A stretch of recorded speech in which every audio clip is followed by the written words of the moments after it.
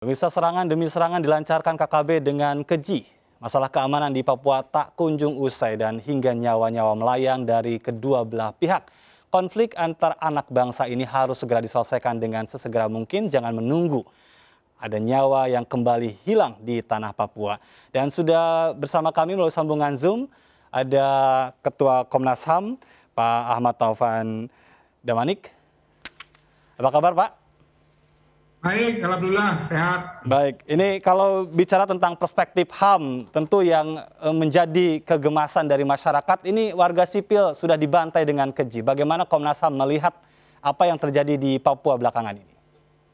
Ya, terutama 2 tahun terakhir ya, puncak awalnya itu ketika peristiwa Wamena, setelah ada kasus Surabaya. Maka eskalasi kekerasan itu terjadi.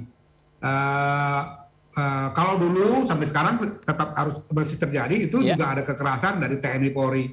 Dari pemerintah juga mengakui itu, dan dalam beberapa kasus-kasus misalnya Komnas HAM melakukan penyelidikan, itu sudah diselesaikan secara hukum oleh pihak aparat penegak hukum kita. Jadi ada akomodasi pengakuan terhadap kekerasan itu. Ya. Misalnya yang paling fenomenal tempo hari kan kasus pendeta Yeremia dan keponakannya itu kan, itu sudah diproses secara hukum hasil penyelidikan. Tetapi sejak peristiwa 2019 di Wamena tempo hari, di Wamena ada 30-an korban sipil, dan hasil penyelidikan kami memang itu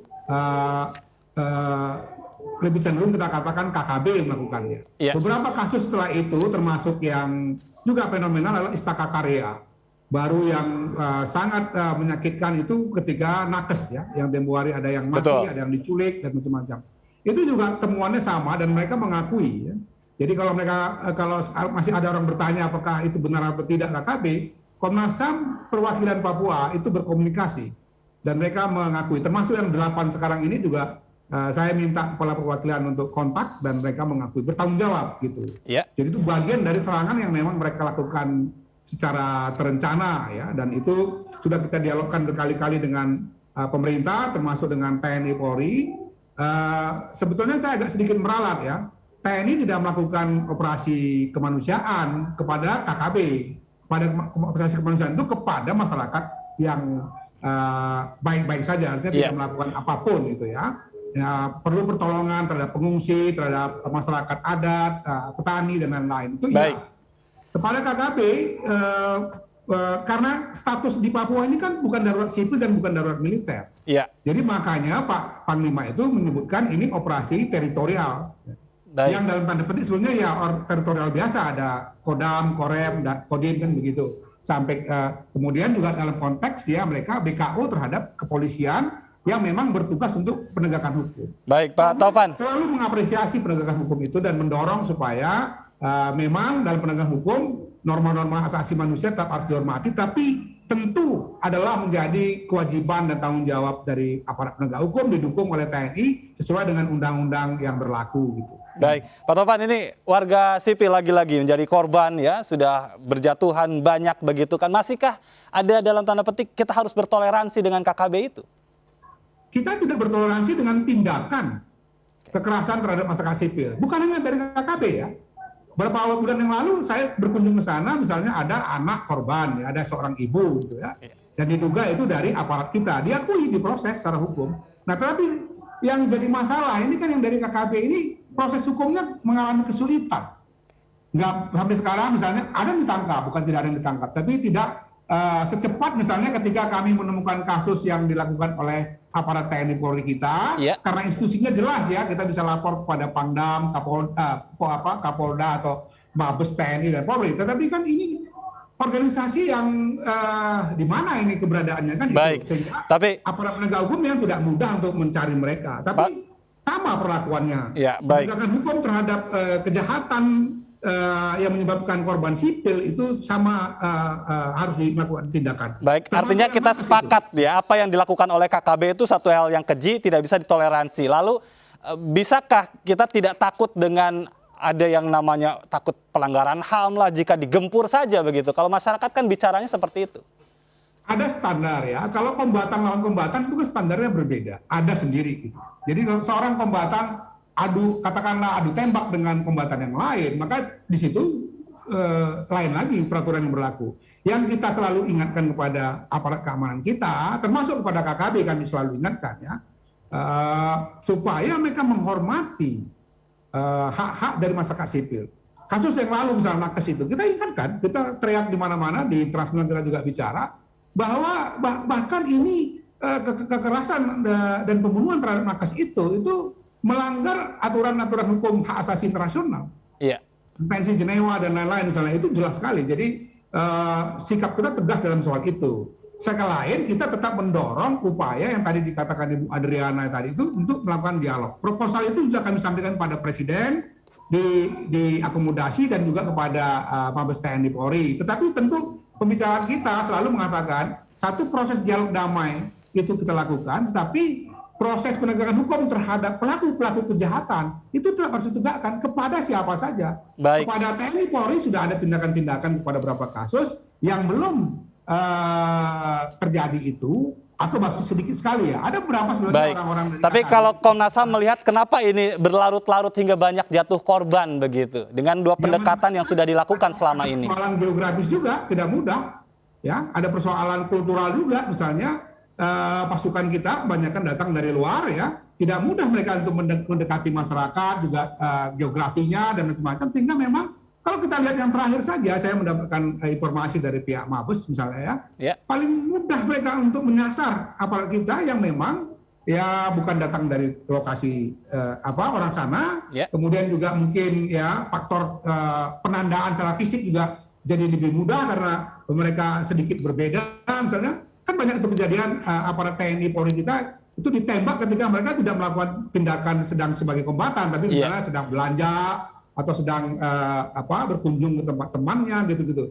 Yang itu sebenarnya juga pelanggaran, meskipun mereka TNI Polri, mereka kan tidak boleh ditembak ketika mereka tidak sebagai kombatan gitu.